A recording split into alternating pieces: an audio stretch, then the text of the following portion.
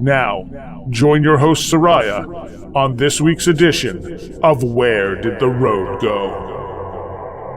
All right, on this episode of the show, we have the second part of the interview with David Paulides, talking about his new book, Missing 411, A Sobering Coincidence. And in this part, we get into a lot of the stranger cases that are going on. And it gets really, really weird, as if it's not already weird enough. So without any further ado, here's part 2 of my talk with David Paulides. All right, David. So continuing with some of the stuff in your new book, Missing 411, A Sobering Coincidence. And when did this get published? It came out about a week ago. And one thing I would tell people is please don't go to Amazon. We're not selling it on Amazon. Somebody said today that they want $200 for it on Amazon. Oh, wow. We sell it through our website, canammissing.com, C-A-N as in Nora, A-M as in Mary, canammissing.com. So essentially CanadianAmericanMissing.com. Perfect. And it's only $25 on your site. That's it. Okay. And yeah, it seems like people are just ripping people off on Amazon. Not that it's the first time. Yeah. I know. But the price is, I mean, obviously you're in demand. Well, that's always a good thing, right? If people can just get the information out there that Amazon's not the place to buy it. That's for sure.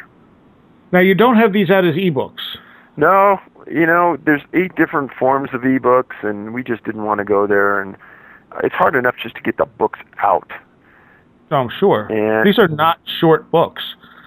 No, there's a lot in there, and it's tough to put all of the information into a format that's an easy read, that doesn't get too bungled down, and yet still holds your interest, but still tells a story that's convincing enough for you to understand how complex this is. Yeah. Because the problem with dry facts, which is essentially what you're reporting, you're just going in here and giving people the facts and showing them the points where they line up. Yes. And I think you do a great job of making it very readable and very and entertaining to read, as well as giving you the information you need. Well, I appreciate that, Soraya. Thanks. I mean, as dark of a subject as it is, it's an intriguing mystery. Well, it's held my interest for all these years, and I wish I could say that we've made some huge progress in trying to understand it, but I will say that, like I said earlier, there's another spoke in the wheel. Yeah, well, it seems like if anything else, you can eliminate certain things it's not. Yeah. You and I might be able to, but others out there saying, no, it's... Well, when we get done with these cases, we'll discuss some of the things that it just really can't be at this point. And some of those are fairly popular answers. But let's talk about Joshua Snell. So 22 years old, June 12th, 2005, 2 a.m., Eau Claire, Wisconsin. He drove there from his house in Hastings, Minnesota. He was attending a friend's wedding on June 11th. And he left on the 11th, went to the wedding.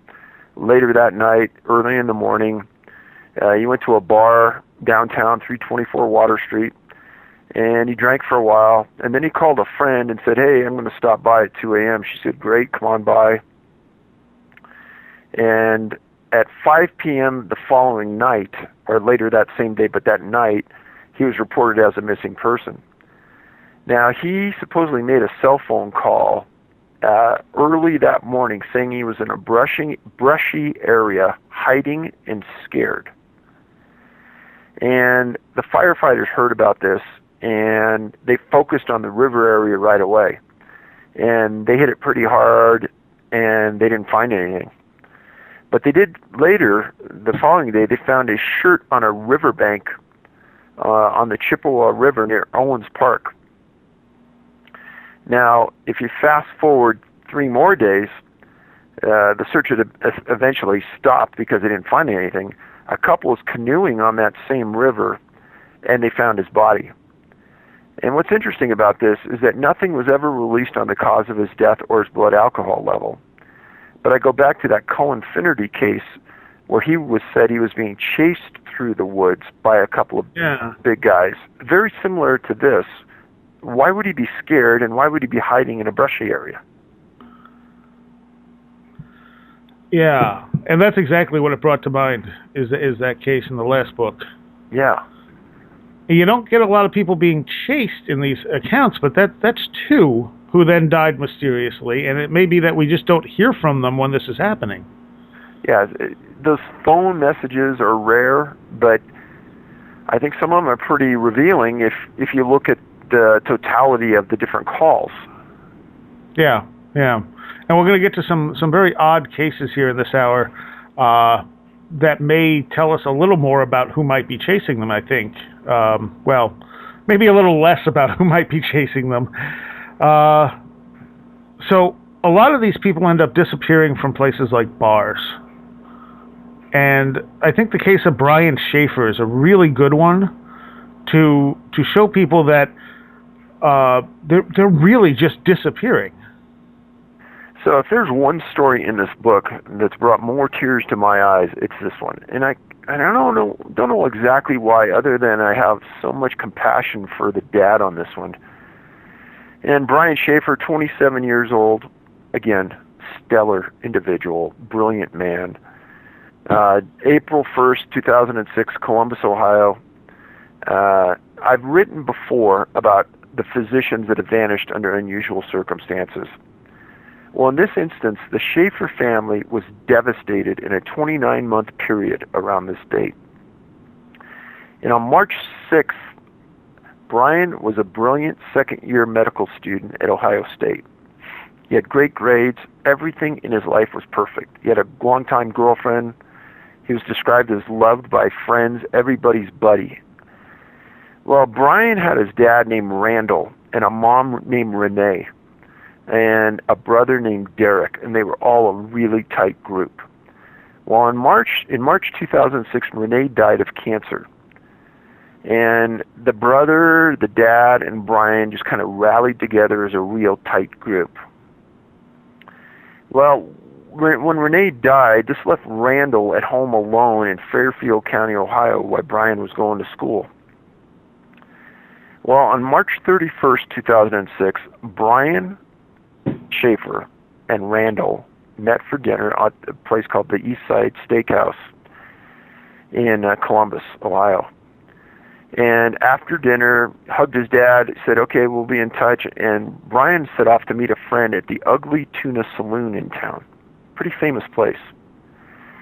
And Brian was leaving the next day with his girlfriend for Miami. At 10 p.m. that night, Brian calls his girlfriend at her parents' house in Columbus, and they finalize plans to meet the next day. Well, Brian was with a friend at the bar at the Ugly Tuna, and at some point the friend says they got separated and he couldn't find Brian. He called him many times and he couldn't get him on the phone. And the following day, Brian doesn't meet his girlfriend and he's reported as a missing person. Now this guy was a second-year medical student, great grades, brilliant, didn't mess around, didn't fool with drugs, and he vanished. The case goes to a guy named Detective Brian Edwards from Columbus Police Department. And I read a lot about shoddy police work. Not this guy. He did a good job. He did a great job. He took the case and he pulled all of the CCTV footage from the Ugly Tuna Saloon. And there's an escalator that leads up to the saloon, and that's the only way in and out. And there's CCTV on the back door. It's completely covered. Edwards spends dozens and dozens and dozens of hours watching this video inside out and backwards. Brian is seen at the top of the stairs talking to some women late at night. And he's seen on CCTV footage turning around, going back in the bar. And Brian Edwards, the detective, said he watched the footage non-stop for hours, and he guaranteed that Brian Schaefer never was seen on video footage leaving the bar. and there was no other way to get out. And he is completely stumped what happened to him. Now, Randall, the dad, worked tirelessly trying to find his son. He went to work for Crime Stoppers, and he tried to help other families. He was an excellent saxophone player, and he played at church. So you got to understand, 1 month he loses his wife, the next month he loses his son. 25 months later, after Brian vanishes, September 14, 2008, a huge windstorm goes through Ohio, and Randall is walking through the yard that they're in, and a tree falls over and kills him. Unbelievable. Now, Detective Edwards has Brian Schaefer's image just imprinted on his mind forever. A couple of years after Brian disappears, Detective Edwards is working in an Ohio State football game and sees a face in the crowd 50 yards away, and he goes, I was on it. I had to follow it. And he followed it, stops the guy. It's Derek Schaefer, Brian's brother. That's how on key this detective was on facial recognition. Now, Brian Schaefer's never been found. He is gone. The reason I put that in this case in the book is that it's one of those cases where the two friends are separated in the bar. They have video evidence that Brian Schaefer was at the bar, but he's never seen leaving the bar. And there are multiple cases in the books where that exact scenario plays out, but there isn't this constant video surveillance of the bar to prove that he never did come out. The fact that, I mean, for someone to be able to remove someone from a bar without anyone noticing is almost unthinkable. Now, how would you do it? Yeah. I mean, I said to you off air before we did this, I mean, I'm leaning toward two possibilities. Either we're looking at something paranormal outside what we understand as reality, or we're looking at some type of technology that goes way beyond anything we know that exists. Because we don't know of any rational way someone could just disappear just like that. And I want people to go back to what I said earlier, is that Schaefer was brilliant. He was on his way to being a physician. This isn't some drunk in an alleyway. There seems as though there is distinct logic of people with a specific profile being targeted. And a lot of the people in this book are found. That's not always the case in the wilderness, but in these cases, it almost seems like they're intending them to be found more often than not. Yes, correct. And this is one of those rare instances where the guy's never found. You also note in this book that a number of people have disappeared from the same hotels. You know, there's the Sheraton Towers in Chicago. You think about the number of the hotels in Chicago, and two from the same hotel. I think I didn't write about that many cases in Chicago, but two from the same hotel fit in the same profile. Very strange. But, you know, I've written about a hotel in Southern California before where there's been many weird, strange things that have happened, and probably the strangest disappearance of them all happened there. So I think that there's something to be said to understand and to have some history behind the place that you're going to stay at. Yeah. Now, one of the things I noticed in this book is a lot of these people who are disappearing are not only of, high intelligence, but a lot of them are very religious as well. And that seems to, I put that in the book because it started to strike me when I was doing this that a lot are. And I wonder why that is. I mean, why these certain sets of characteristics seem to be important. You mentioned a lot of them are German. I mean, by no means all of them, but a more than normal amount have German heritage. You mentioned quite a number of them have type 1 diabetes. Let's see, what were some of the other things you were finding in there? You know, one of the things that there's many with dementia, there's many with autism, there's many that have some type of congenital disability, and I don't know if it's just happens to be a random occurrence or what, but I do put that in the books and so people can understand that it seems to show up more times than not. Right, and it's not something you find in the majority of the population. No. And that's the same with type 1 diabetes. There's a lot of type 2 diabetes, but type 1 is much less common. So to have a number of people in this book that had type 1 diabetes is actually a little bit odd. Yeah, and especially the people out there that have type 1 diabetes that are German, huh? Yeah. So one of the things, okay, so some of the cases in the book, like for instance, you have one from Ithaca College here, and he drowned in a pond, or appeared to drown in a pond walking home from a party.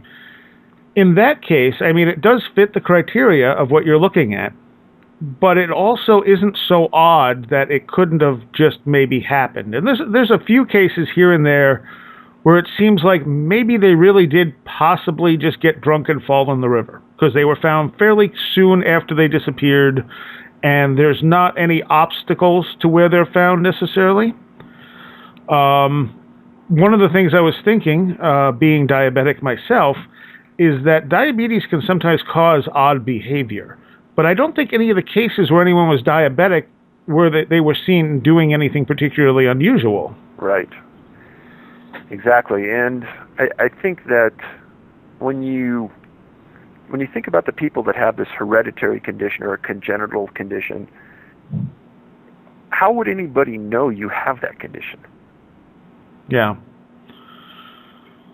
Well, for something like that, there could be a scent.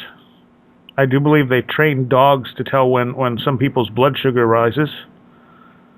I mean, it does change your system if the blood sugar gets high or low.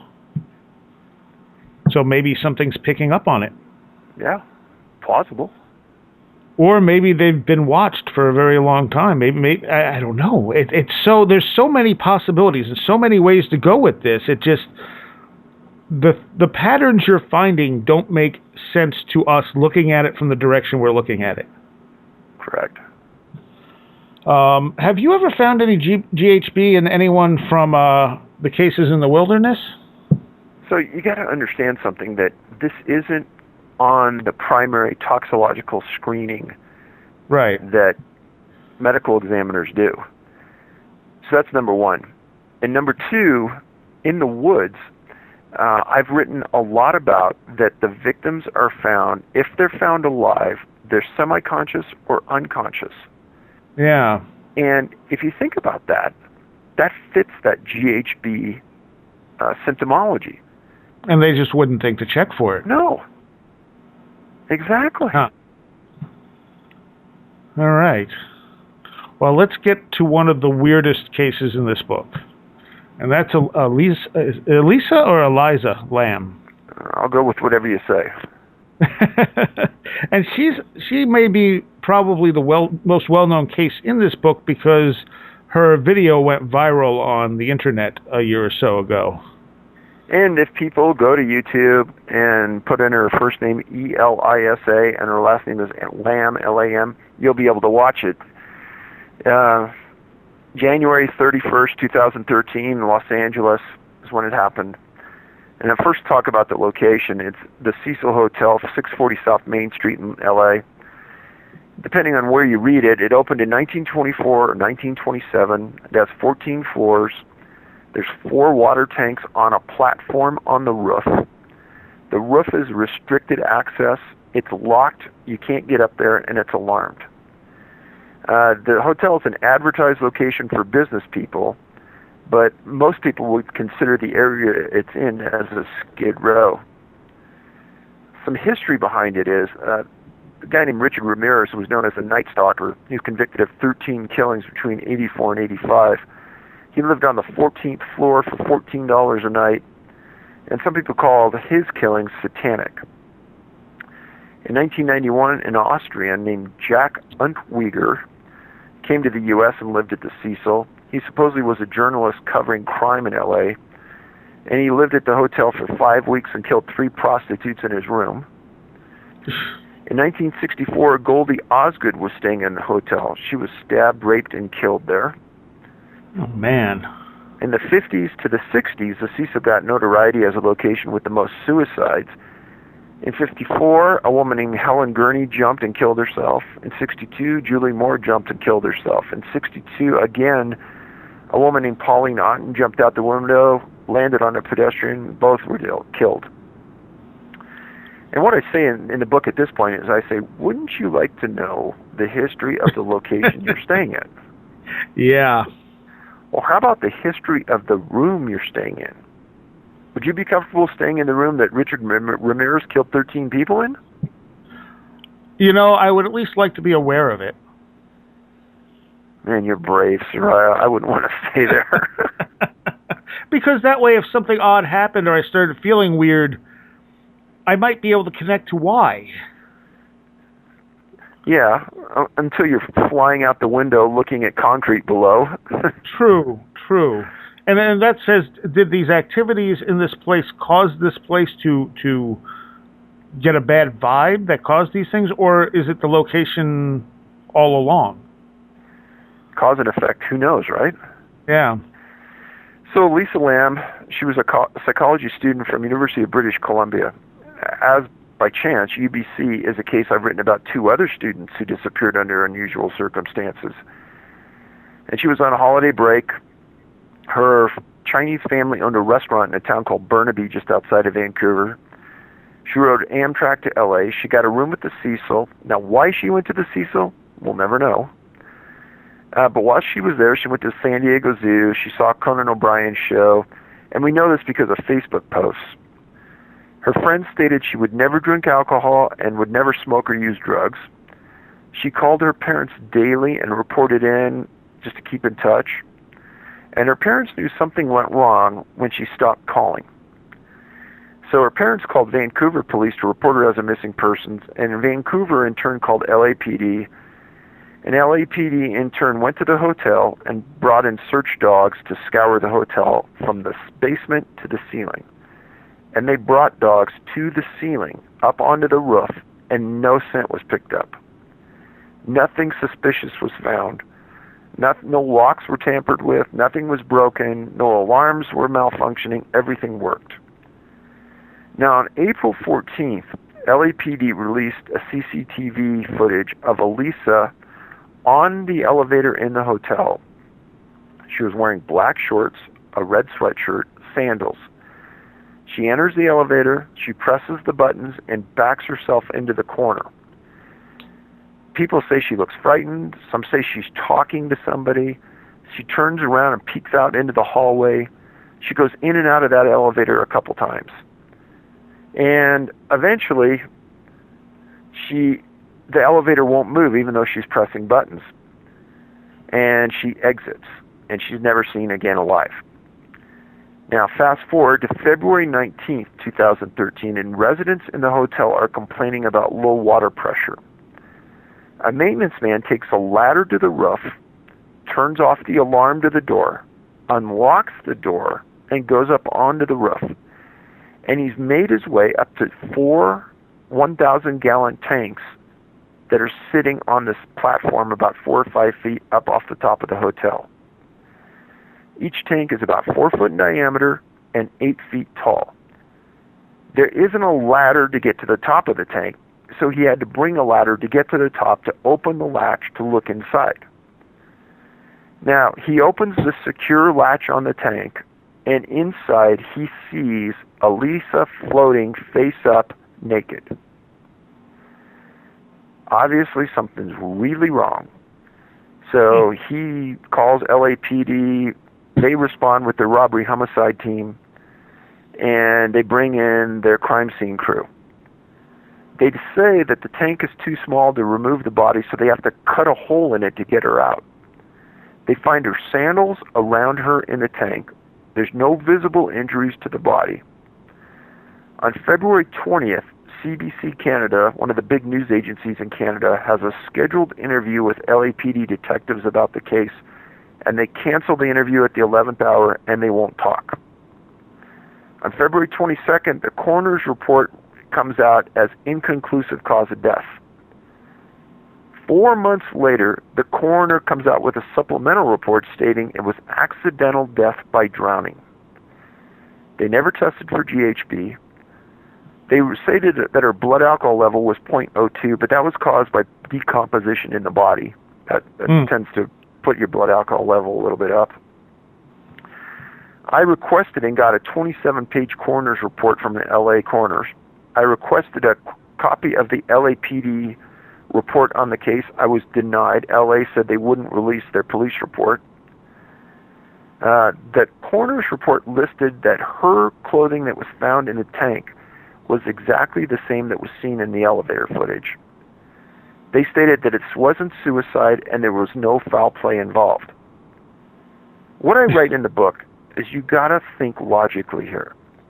If the death was accidental, you must believe Elisa went to the roof, somehow bypassed a locked door, somehow bypassed the roof alarm, somehow managed to walk up the side of managed to get up the side of a slick tank with no ladder, managed to get inside the tank, managed to take off all of her clothes, and then she drowned. And not only that, but since they couldn't get the body out, how would she have gotten in? You're singing to the choir with that statement. What do you make of this?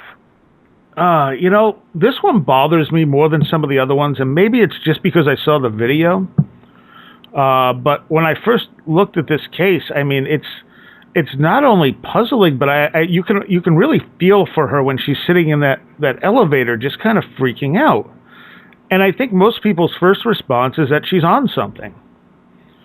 But obviously they did the toxicology, and her friend said she didn't do drugs, and there's no easy explanation for what's happening there.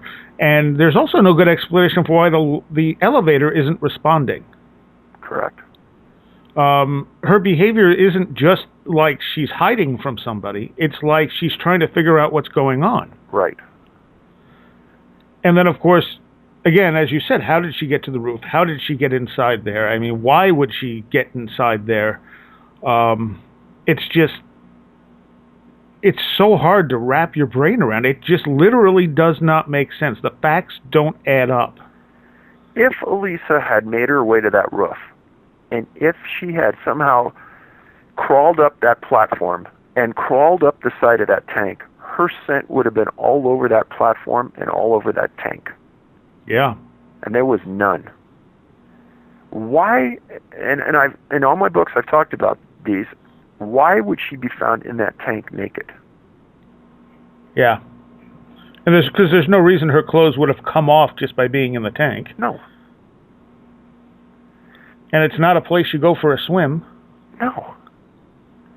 Now, if that wasn't unusual enough, I was reading LA News around this time, and this article came up, and I almost fell out of my chair. I have a friend that's in the medical business, and they could not believe what I had just shown them.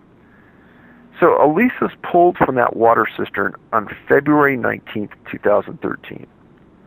On February 21st, 2 days later, there's an article in the LA Times about the Center for Disease Control dispatching a group of scientists to LA to understand a sudden surge in this atrocious strain of spreading tuberculosis that they can't seem to control. Now, first of all, for the CDC to respond to a group of scientists anywhere takes a major miracle, but they did. That tells you how bad it must have been. So they respond, and the scientists in the article stated that they would be using, now follow this, the Lamb/Elisa TB test in this incident. This is not a joke. They would be using the Lamb, Lam/Elisa, ELISSA TB test to confirm the presence in these victims.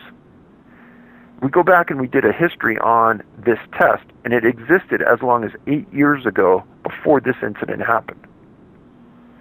Now you tell me, is that the oddest set of coincidences you've ever heard?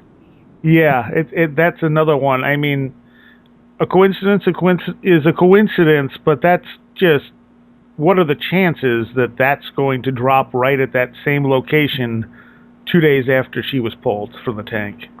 Well, and you have to understand that she's pulled from the tank on the 19th. They respond a team 2 days later, meaning that the tuberculosis had to have been running rampant for at least a couple weeks beforehand for it to get elevated to the point that they sent scientists out. True. So if Elisa was in town sometime before the 31st, like the 25th, and they respond scientists on the 21st of February, there's your run. And how odd is it that this test is her name reversed? Yeah. Because how often does that happen, period? That you'll find a test like that that is the reversal of someone's name. And it's not like her name is a real common name. No, not at all. So, yeah. One more pretty odd coincidence, is that there's a website that drew a correlation between the facts of Elisa's case in a tank with a movie that was called Dark Water. Yeah, that's the first thing that came to mind when I read about this case, because I had seen that movie. Oh, well, tell us about it. It's all right. It's a ghost story. The original is Japanese, I believe. Is that correct? Yeah, is it Japanese? It is. Yeah, okay. And it's about a girl who has drowned in the water tank on top of the building. And there's a lot with ghosts, and especially with hair, like hair coming out of the sinks and stuff like that. If I remember right, it's been a few years since I saw it. Kind of weird. But yeah, it is kind of weird. Because, like I said, it's the very first thing that came to mind is that movie of the girl in the water tank on the roof. Right. Yeah, and then you kind of brought this up earlier with cattle mutilations.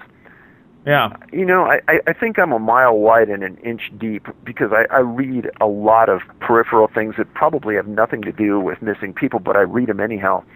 And in Chris O'Brien's book, Stalking the Herd, I read that, and I know Chris, and he's a good writer, and he wrote about some cattle in Argentina, I think it was, that disappeared. And the guy went down and he found them all in a tub or a water tank, and he couldn't understand how they could get themselves up into this tank in any way plausible. And I wrote that in the book because I don't want people to think that I'm trying to put myself in a corner on this, but I'm keeping an open mind, trying to find similar things that have happened. Now, in George Knapp's book, Skinwalker, yeah, Hunt for the Skinwalker, yeah.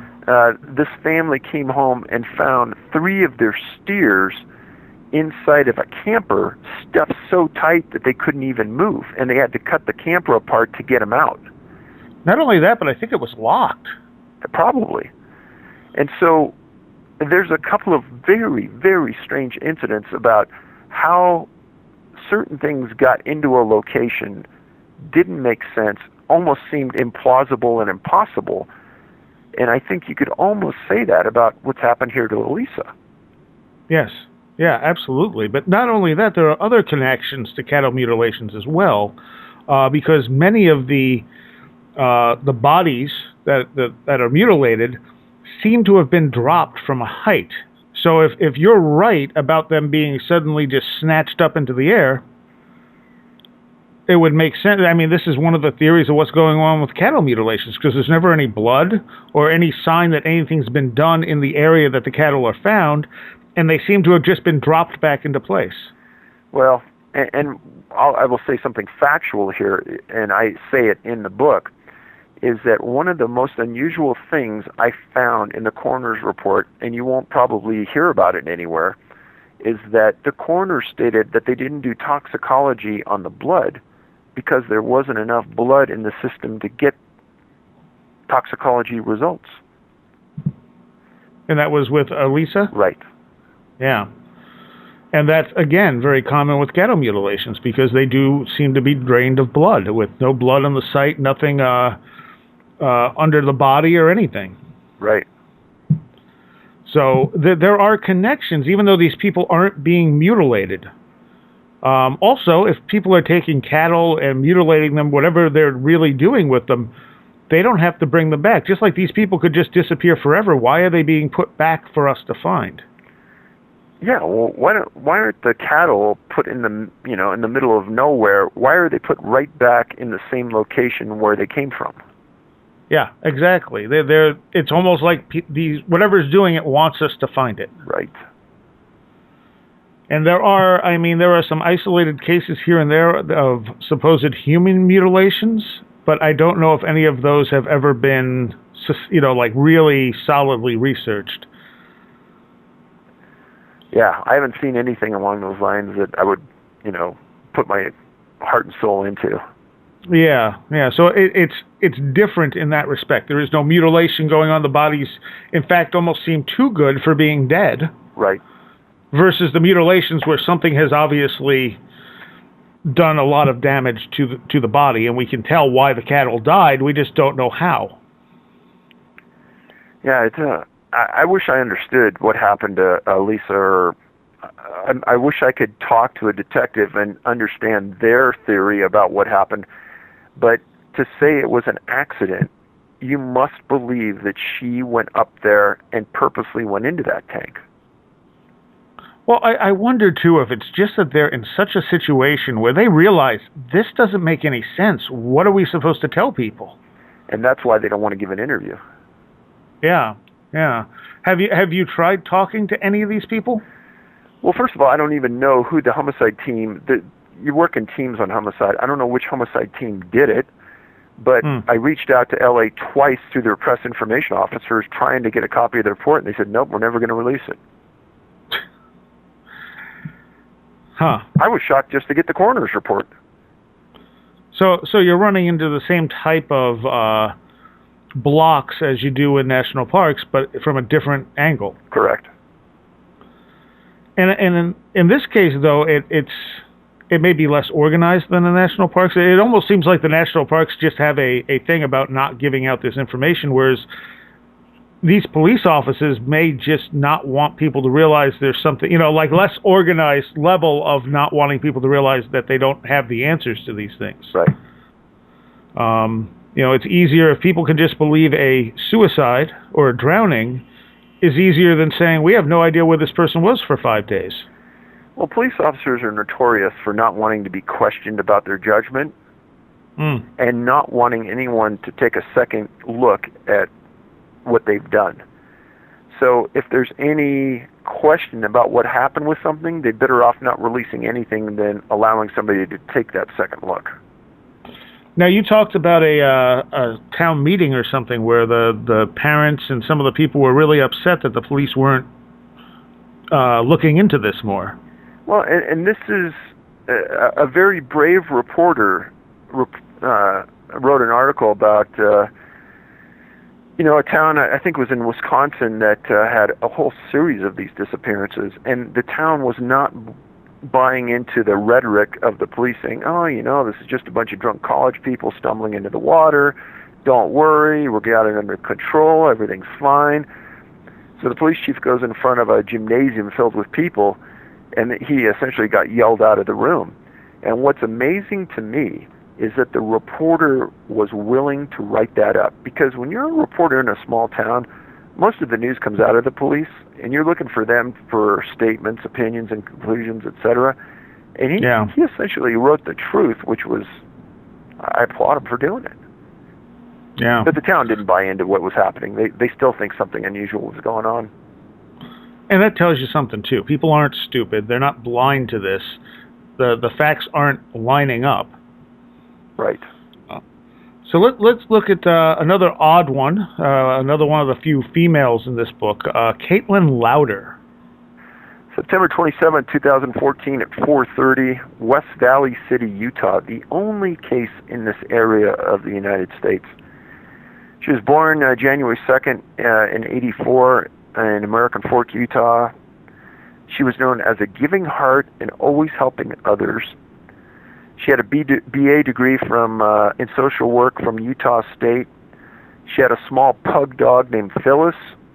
She was considered extremely non-judgmental, had a twin brother named Colton, a sister named Maddie, and a brother named Parley.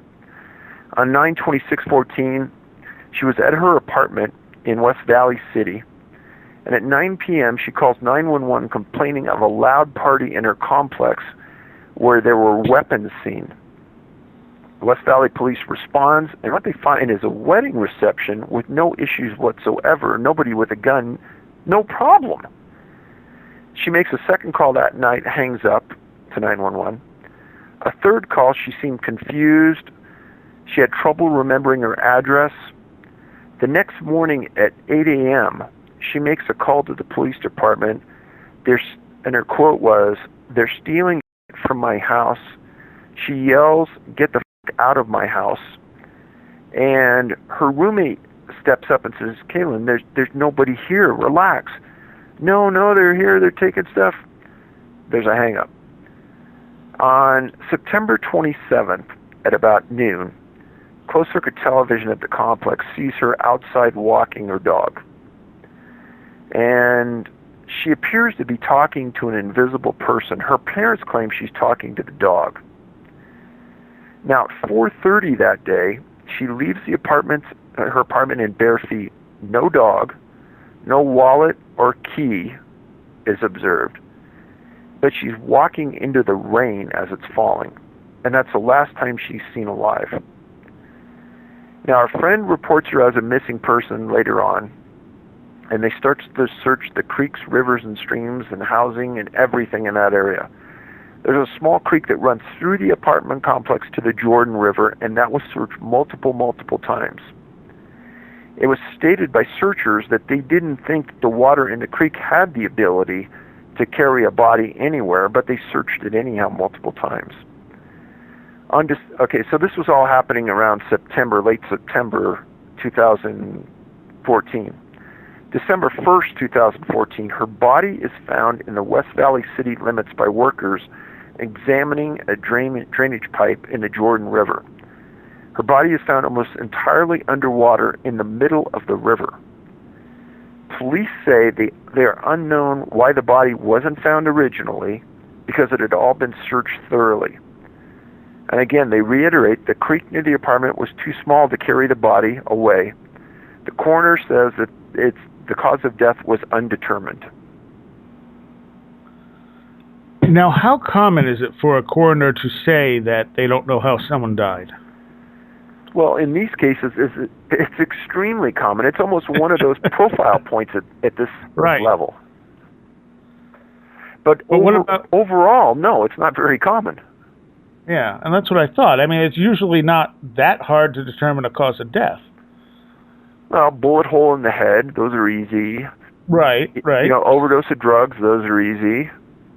Heart attacks, strokes, all those things are pretty easy.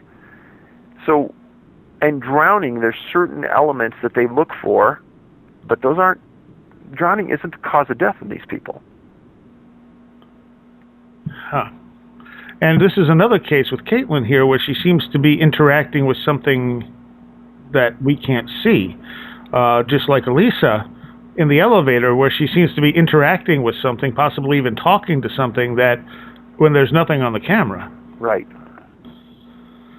Or the guy I mentioned in Steph Young's book where he says, you know, I didn't drive here, they did it, or whatever. And, well, who's they? What's going on with these people? Is there something there they're seeing we're not?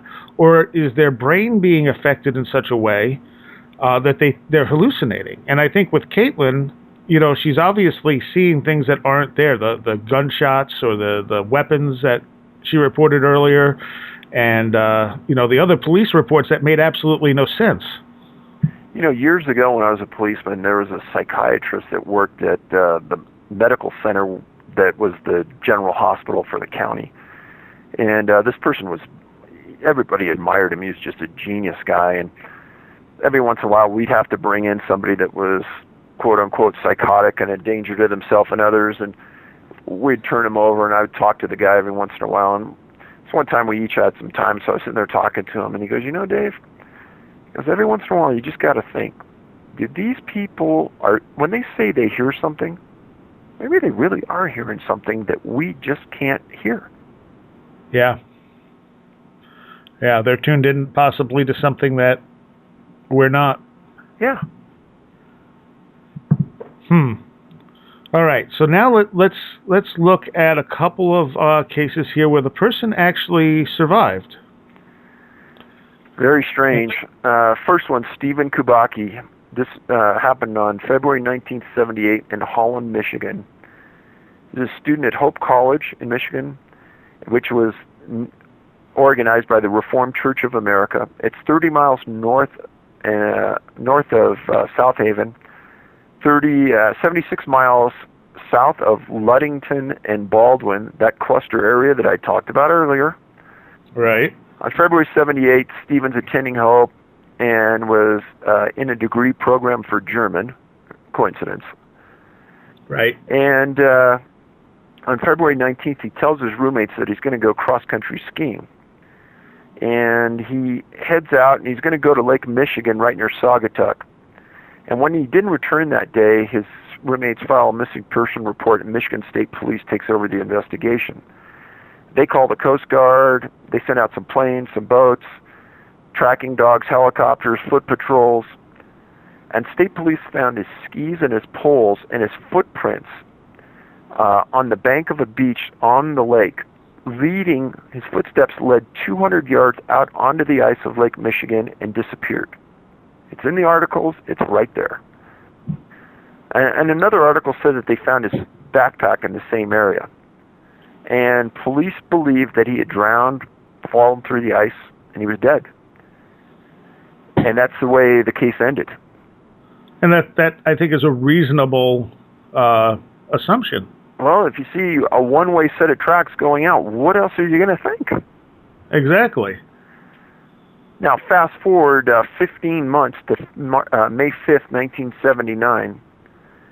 Stephen says he wakes up on a Saturday night 40 miles from his father's home in South Deerfield, Mass. John Kubachi is his dad, a 53-year-old father, thought his son was dead. And John said that Stephen told him that he lost consciousness until he woke up in Pittsfield, Mass, and said he was lying in a meadow wearing clothes that weren't his. Stephen woke up 700 miles east of Lake Michigan, almost directly east, and he made his way to his parents' home. In 1983, Stephen got an MA degree from Ohio University in linguistics, and in 92 he got a PhD in clinical psychology from the University of New Mexico. I tracked him down, and I called his office, and he refused to return my call. I sent him an email. He refused to return my email. Yeah. And so you got to listen. He's a missing student. He disappeared in or around water. He says in the articles at the time that he had no memory of what happened. Time and space were lost. And this is one of those classic cases that seems to fit every part of the profile, including loss of memory. Except for the fact that he survived. Right. And it's really too bad that he's not willing to talk about it. Well, as other people who have read the book told me, he goes, either it's too painful to talk about, or he's too scared to go back and figure out what happened. Or he's afraid it's going to hurt his career in some way. But, you know, in a strange way, if he came out and he went through hypnotic regression and something really strange happened, there's so many people in this world that have psychological issues behind nightmares or alleged abductions and things. I think his business would blossom. Well, that's true, but he may not see it that way. True. And he may really just not, you may be right, he may just not want to know. Yep. Yeah. He survived, he's in one piece. It would drive me insane. I would need to know. Really? Yeah, I wouldn't be able to let it go. Well, it makes you wonder what other things in his life since then has happened related to this. Yeah, or maybe he does remember now. Maybe it came back to him, or maybe he did get regressed and he has no interest in talking about it. That could be. I mean, because like I said, it would drive me crazy. To know that part of my life is just not there? Yeah, 15 months. Where were you? Yeah. So, I mean, maybe he did get regret. I mean, he's in the right field to know somebody who could regress him. Oh, for sure. So, maybe he did. Maybe he didn't get anything. Maybe he got something and wasn't particularly happy about it. Yeah.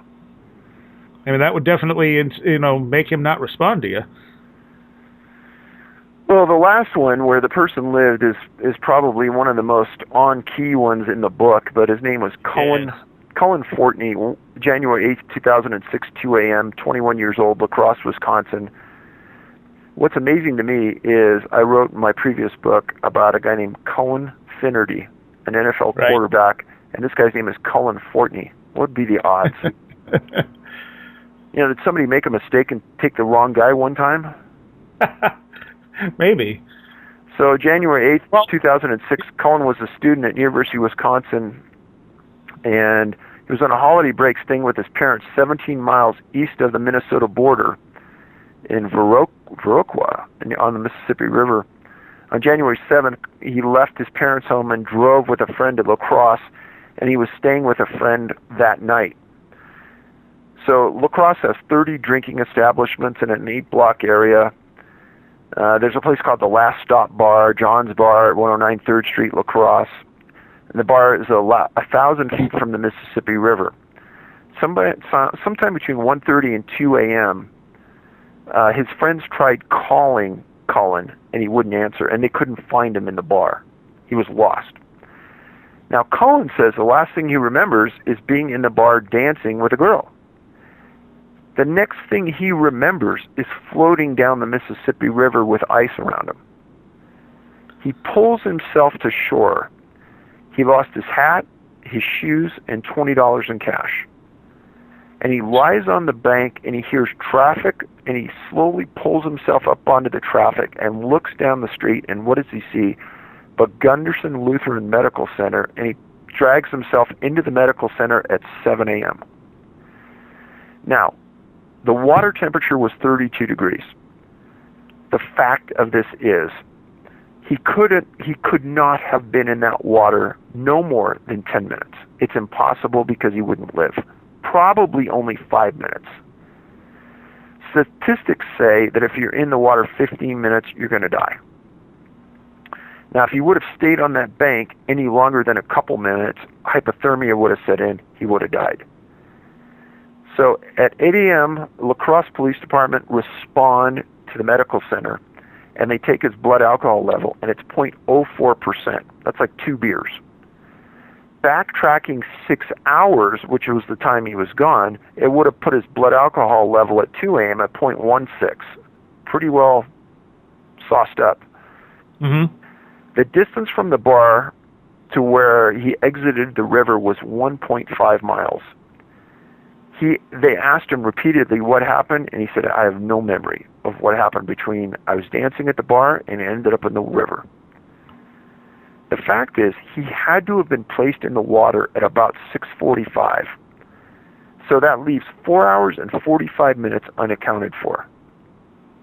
Now, what's weird about this is he was the second victim that night to vanish from the same bar.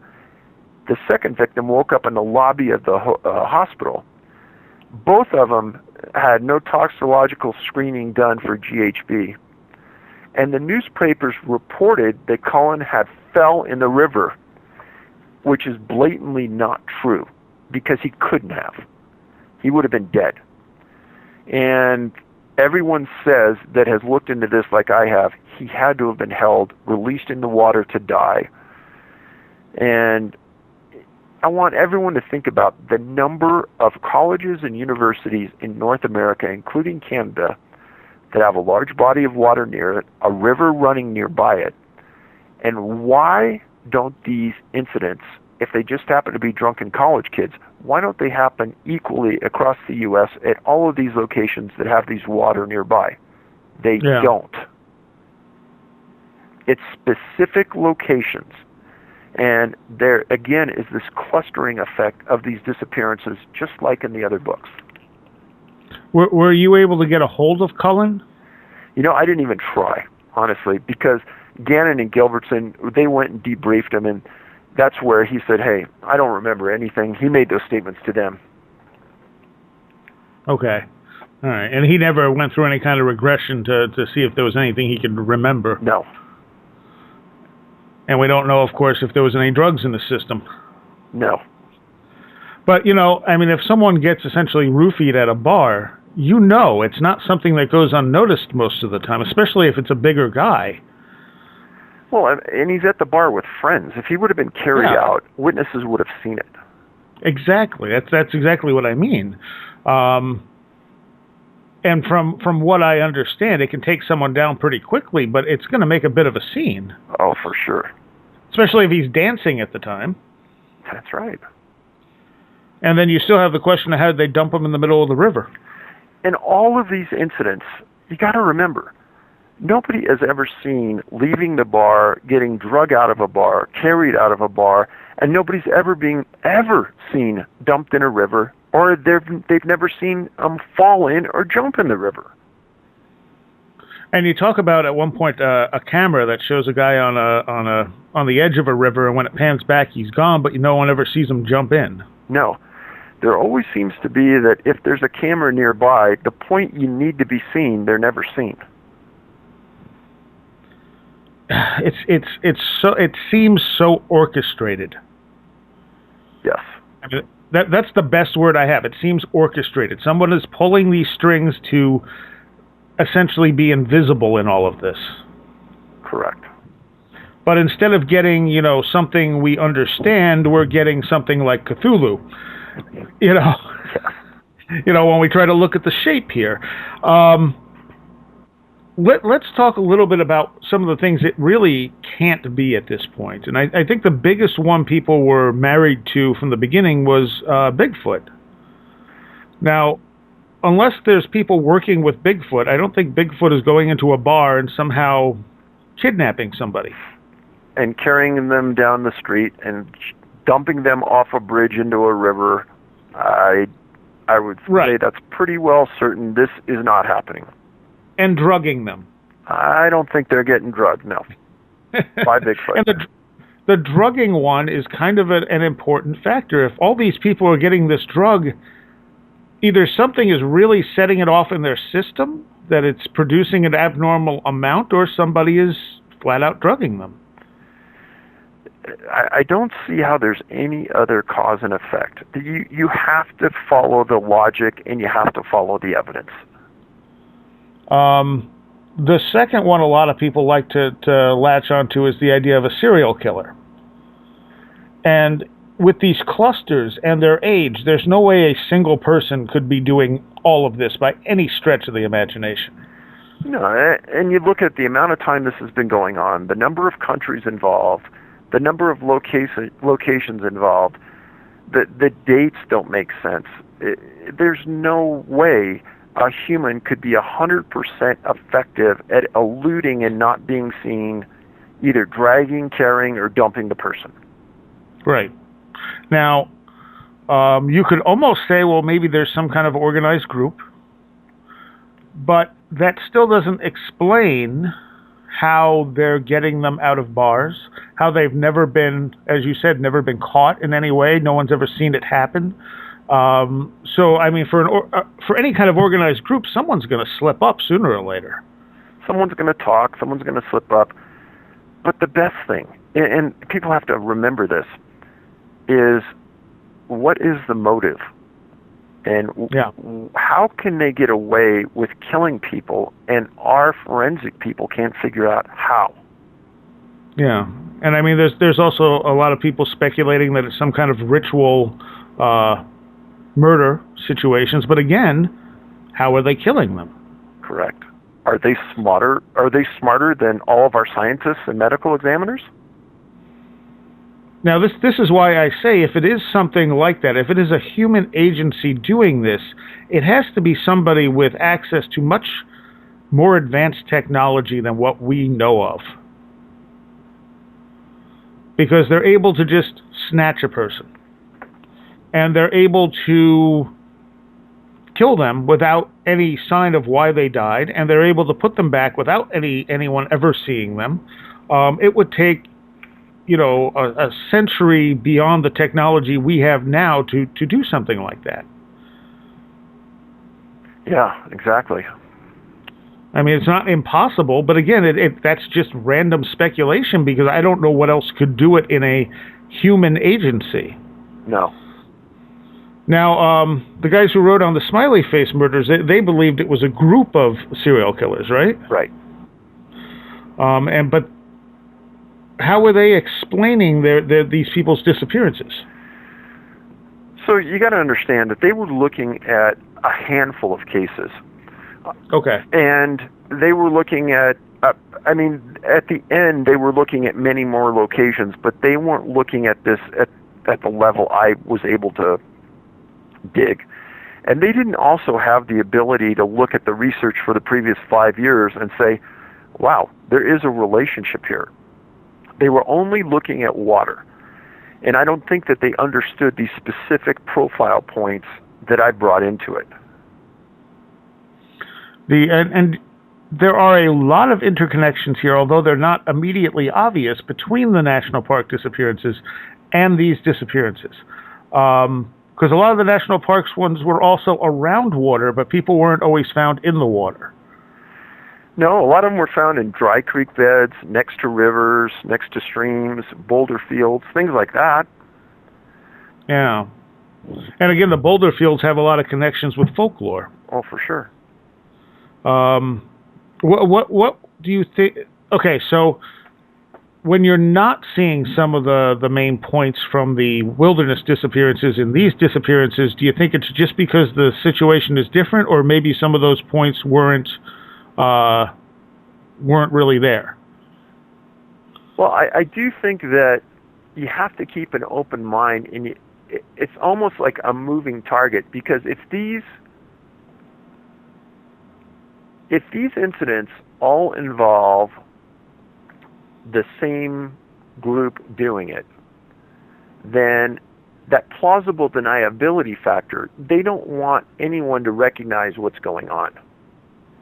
And so if you keep an open mind and you can continue to draw lines between the facts, then you can continue to say, well, these might all be related. But you got to keep that open mind, and you got to look for those specific profile points. Instead of disappearing from berry fields, they're disappearing while in bars, crowded bars in some cases. Right. And that's the thing. I mean, you can understand someone disappearing picking berries because, well, they're out in the wilderness. They could have wandered off. They could have done this. They could have done that. But when you're in a bar, it seems like somebody would notice if you just disappeared. Yes, you would think so. But obviously there's something going on that we don't understand, that people, go back to the Grosel case where the girl went to sleep. Yeah. So is there something happening where they can put you to sleep or they can wipe your memory and you don't see what happens? I don't know. Which is a very valid point. I mean, it could be some level of mind control.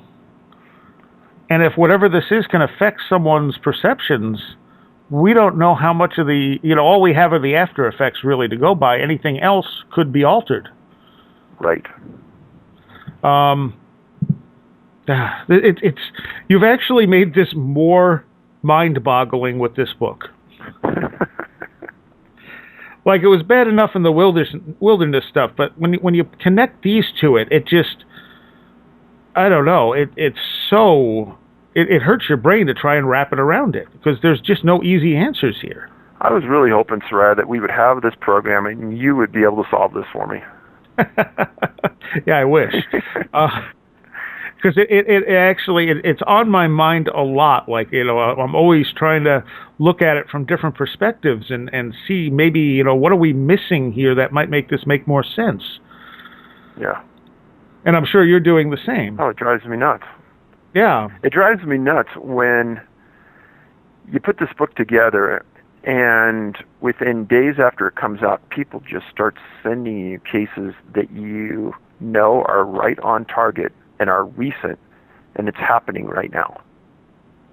Yeah.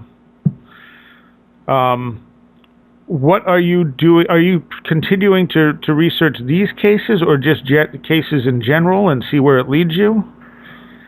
Well, how many spokes to the wheel are there? Yeah.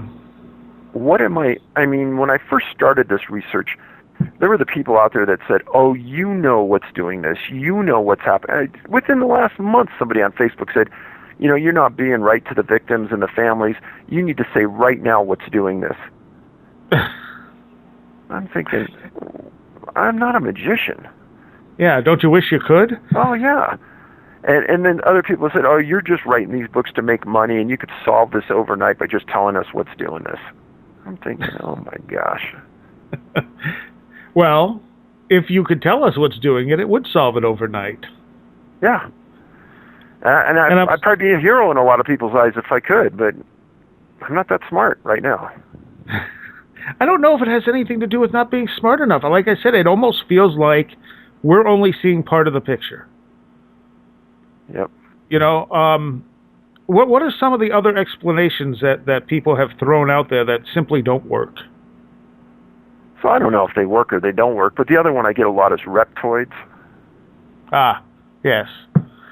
I've never known what to think of the reptoid thing. I mean, there's clearly a connection to the whole UFO phenomena in general, but the idea of, like, the whole David Icke idea of reptoids seems a little far-fetched to me. Yeah. I mean, we never know. Anything's possible, but if I'm going to weigh down what I think is more or less likely, I'm going to lean against the David Icke view that there are reptilian aliens running our government. Then the other one is I get a lot of is little people or fairies. Yeah, well, I could see it there being a connection there. Not being literal fairies, but you could see in some of the folklore some of the similarities in the stories. Right. Which, again, says it could be something that's been going on for a very long time.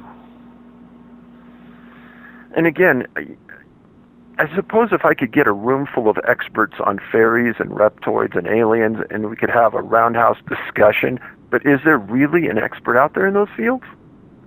Well, no, because so much of it is speculation. That's the problem. Right.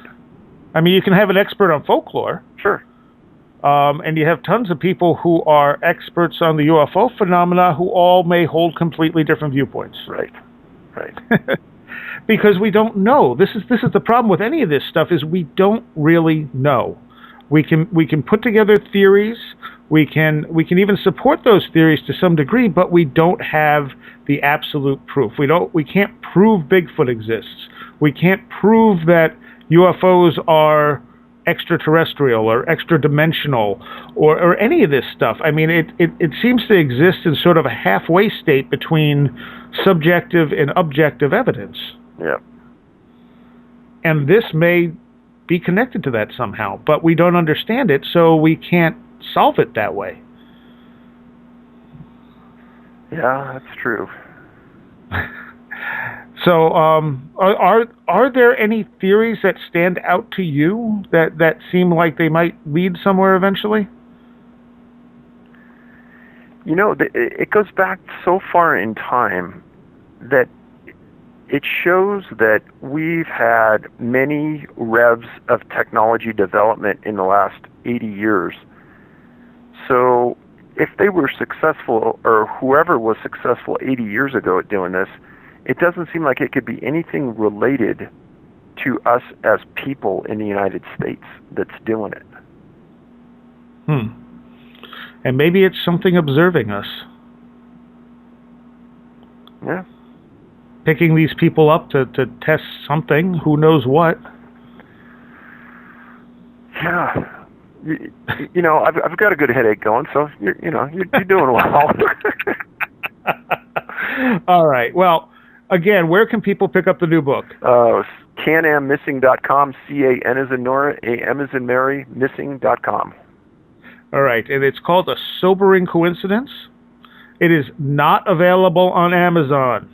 Well, it is available on Amazon if you want to pay $200, but don't go there because buy it from my site a lot less. Yes, and you sell it for how much? $24.95. Okay, so keep that in mind, people, because occasionally people will complain your books cost too much, and $24.95 for this length of book is about right. Well, Thank you. And but if you're looking at $100 for it, yeah, that's why they think it's costing them too much. Yeah. Yeah. Is there anything coming up you want to talk about? No. I think the book is, doing well, and the feedback from people like you is really good right now. So all's well. All right. Well, thank you so much, David. Hey, thanks a million, Soraya. All right, and that concludes part 2 of the interview with David Paulides. The new book is Missing 411, A Sobering Coincidence. You can go to canammissing.com to pick up a copy. Again, don't pick it up from Amazon. It is you're just going to get ripped off. So canammissing.com, as in Canadian American missing.com. All right, to take you out, I am going to give you something very new. I'm going to give you a song from the brand new Psyche Corporation EP, which is just getting pressed now. So